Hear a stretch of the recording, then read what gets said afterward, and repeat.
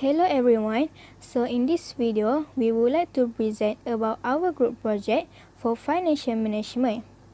The company that we choose is Nestle and Dashlady. Our group members are MALYANAH, Faeeza, FARHAH, RABIATUL and HAFIZAH. Hello, my name is SITI binti SUHAIMI and I would like to talk about objective and introduction. So, the objective of this report is analyzing financial statement of the company, studying current issue and the impact on the company, and apply the concept learned and evaluation technique to financial decision making. Next is introduction.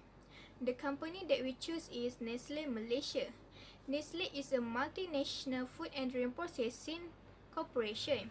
Nestle is well known all over the world and has been leading force in the production of dairy products, chocolate, bottled water, coffee, creamer, baby food, pet food, and seasoning. Nestle greatly influenced yearly childhood memories for Malaysians. The popular products of Nestle is Kit Kat, Nescafe, Milo, Friskies, Cocoa Crunch, Honey Star, and many more. The location of Nestle. Nestle is based in the Swiss town of Vevey, but operates business in the many other countries over the world. Nestle Malaysia head office is located in Mutiara Damansara. Their manufacturing facilities are based in Selangor, Negeri Sembilan, and Sarawak, and Nestle Production Berhad located at Klang, Selangor.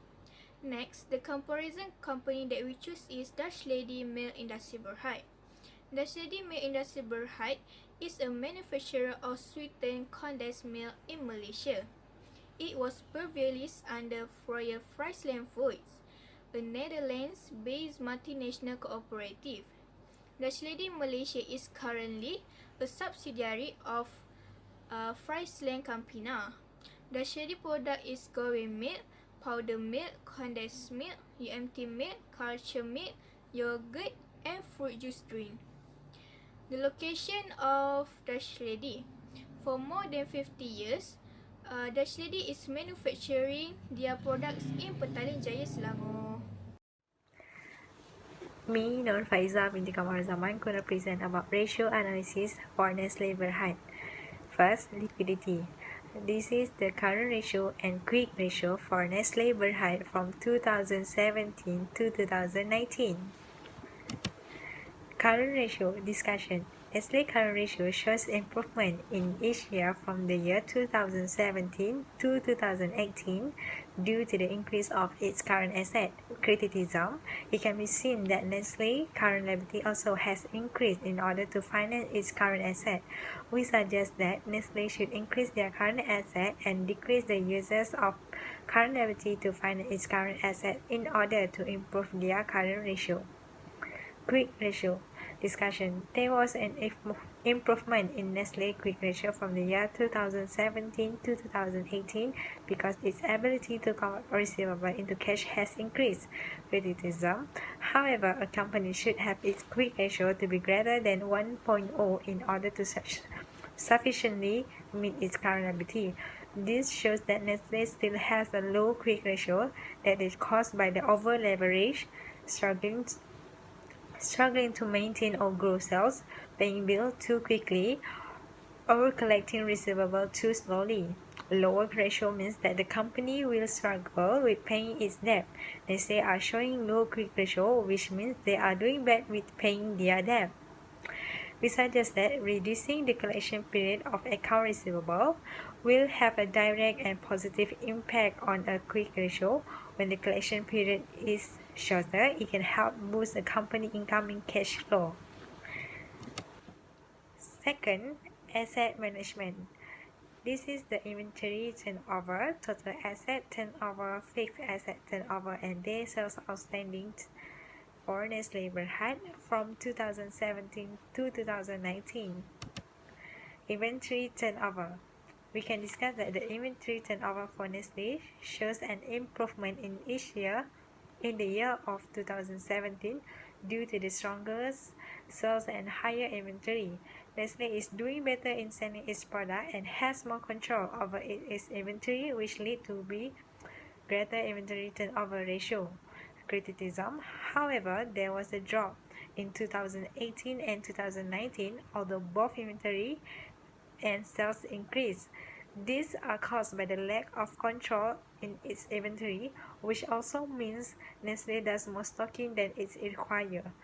We suggest that to improve the inventory turnover ratio is to increase their sales.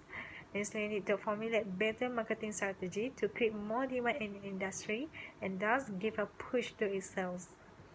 Total asset turnover. We can discuss that Nestle shows an increase in the year 2017, which the company used its asset very efficiently to generate sales, but in the 2018 it showed a slight decrease when the company has more inventory than is required. Criticism. There was a fluctuation in Nestle.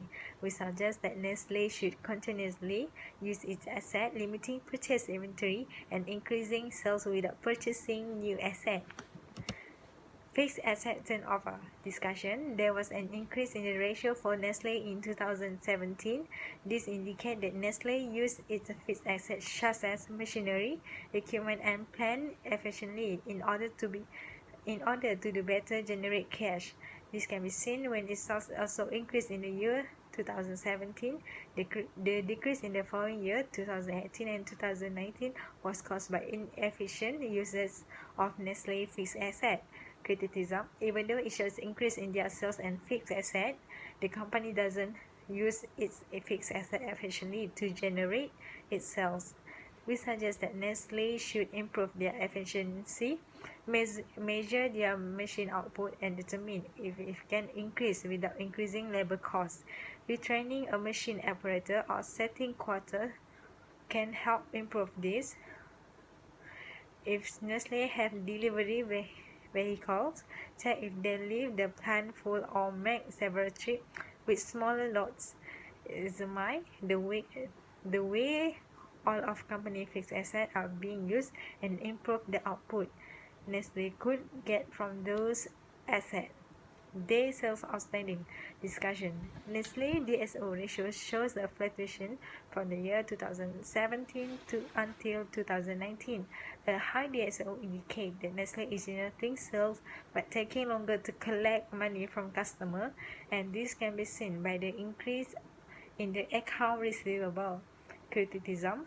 Low DSO indicate that Nestle is taking fewer days to collect its credit. However, a DSO under 45 days is still considered low. We suggest that Nestle should shorten its net term for payment. And third, debt management. This is the debt ratio and DIE for Nestle Berhad from 2017 to 2019. Debt ratio. We can discuss that Nestle shows an increasing debt ratio throughout the years except in the year 2019. Criticism. A high debt ratio indicates that Nestle has more liability than asset, and the company may be putting itself at a risk of default on its loan if interest rates were to rise suddenly. We suggest that Nestle need to increase the amount paid monthly to account payable because extra payment can help Nestle to reduce debt quickly. TIE, we can discuss that the tie of Nestle decreased throughout the years except in the year of 2019. A higher TIE ratio is favorable because it means that the company presents less of a risk to investor and creditor in terms of solvency. Criticism. Higher TIE also means the company is not utilizing excess income for a reinvestment in the company through expansion or new project, but rather paying down that obligation too quickly. We suggest that Nestle need to invest more in new projects. My name is NOOR NAJIHAH ROSDI. I will present about profitability ratios. Operating margin. In 2017, the operating margin is 16.16%. Then, In 2018, it increases to 16.65%. However, it dropped to 16.61% in 2019. The reason for the decline in operating margin is decline in sales. A company needs a healthy operating margin in order to pay for its fixed costs such as interest on debt or taxes. We suggest that Nestle can furthermore improve their operating margin by increasing their EBIT so they can pay their expenses. Next is profit margin. In 2017, the profit margin is 11.90%. Then, in 2018, it increases to 12.14%. However, it dropped to 12.09% in 2019. The reason of the decline in profit margin is decrease in sales. Nestle needs to have a high profit margin in order to earn higher income. Nestle can improve their profit margin through reducing the cost whilst maintaining or increasing the sale. Next is basic earning power. In 2017, the basic earning power for Nestle is 33.25%. Then in 2018, it decreases to 33.28%. But 2019, it increases back to 33.61%. Nestle BEP shows a fluctuation throughout the year, but is still below Dutch Lady.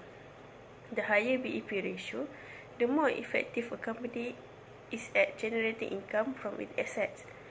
A low BEP ratio indicates the company does not manage their asset well. Nestle can improve their BEP by increasing their EBIT and reducing the usage of their total asset. After that is return of asset. In 2017, the return of asset is 24.48%. Then, in 2018, it decreases to 23.54%. However, in 2019, it increases back to 24.47%. Nestle does not rely that much on their asset to generate their income. Higher ROA indicates company efficiency on managing its asset. We suggest Nestle to reduce its cost by managing the level of its inventory to produce net income. And the return of equity. Generally, investors prefer firms that have higher ROEs because it indicates that the company can do good things with the cash and asset it holds. However, Nestle could increase its ROE by partially replacing capital with debt, but handling debt should be taken with great care because it could not show company actual growth. Lastly is the market value. First, price earning ratio. In 2017, Nestle have 37.47 times of PE. Then, in 2018, it increases to 52.46 times. But in 2019, PE fell to 51.23 times as a result of losses in earnings incurred during the current year. A company with a high PE ratio usually indicates a positive future performance, and investors are willing to pay more for company's share. The higher the ratio, the better it will be. In general, high PEs indicate that investors expect higher earnings growth in the future than company with a lower PE. A low PE can indicate whether the company at this time may be rated too low or the company is performing well compared to the past trend.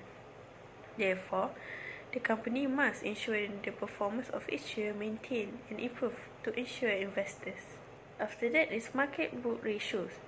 In 2017, Nestle recorded 43.12 times of MB ratios. The number increases in 2018, which is 60.33% times, but it came lower in 2019, which is 59.12 times. A company with a higher MB ratio usually indicates positive future performance, and investors are willing to pay more for the company's share. For each ratio, the higher the number, the better it is.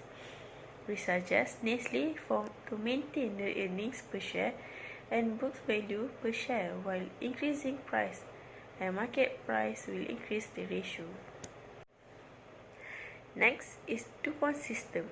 As you can see, this is the ROE, which is the return on equity for Nestle and Nestle. Okay, for Nestle, 2017 is 97.95%. In 2018, is 102.48%. And in 2019, it is 101.4%. But for the lady in 2019, the ROE is 71.14%. Nestle can generate higher sales while maintaining a lower cost of goods sold, which can be seen from its high profit margin, as opposed to a Dutch lady that have lower profit margin ratio. Nestle has a lower total asset turnover than Dutch lady, indicating that it's making a small number of sales compared to Dutch lady. Nestle have higher equity multiplier, which means that the company is riskier compared to Dutch lady. In order to increase this ratio, Nestle should focus on improving the problem area, whether it is improving profit margin, increasing total of asset turnover, or lowering the risk due to the high equity multiplier. This way, Nestle can attract more investors to invest in their company. In conclusion, based on this analysis, indicates that Nestle is better than Dutch lady in the three aspects of the ratio above. Hi, I am MALYANAH SHAHARUDDIN and I will present about comparison of ratios in 2019. First is liquidity. Current ratio for Nestle Berhad is 0.65x, while Dutch lady is 1.08x. For quit ratio, Dutch lady have high quit ratio than Nestle Berhad. The difference between quit ratio and current ratio for both companies little bit large. It means the business is currently relying too much on inventory. Next is asset management. Nestle Berhad will turn over their asset every 37 days, while Dutch lady will turn over the asset every 46 days in 2019. Total asset turnover for Nestle Berhad is 2.02x and Dutch lady is 2.40x. Dutch lady have high total asset turnover than Nestle Berhad. Nestle Berhad may be experiencing sluggish sales for holding obsolete inventory. Next is fixed asset turnover for Dutch lady is higher than Nestle Berhad. Next is day sales outstanding, which is Nestle Berhad is 34 days, Dutch lady is 39 days. Both company is considered as low day sales outstanding because their DSO is under 45 days. A low of DSO value means that it takes company fewer days to collect their payment or account receivable after a sale has been made. Next is debt management. Even though Dutch lady's debt ratio is less than Nestle Berhad, actually both companies is in high risk level, means that most of its assets are financed through debt, not equity. Next is time interest earned, TIE. For Nestle Berhad is 22.54x, while Dutch lady is 38.22x. Both companies generating enough cash flow to continue invest in the business to avoiding bankruptcy. Next is profitability. For overall, from this profitability is Nestle Berhad have more profitability than Dutch lady. Next is market value, which is price earning for Nestle Berhad is 20.67% more than Dutch lady in 2019, which is Nestle Berhad is 51.23%, while Dutch lady is 30.56%. For market value over book value, also Nestle Berhad is more than Dutch lady in 2019, which is for Nestle Berhad is 59.14%, while Dutch lady is 21.80%. So market value is important for both companies to ensure that investors are always investing in their company. That's all from me. Thank you. Hi, Assalamualaikum and good morning. My name is RABIATUL RAMZI and I will continue about analyzing impact for Nestle Berhad.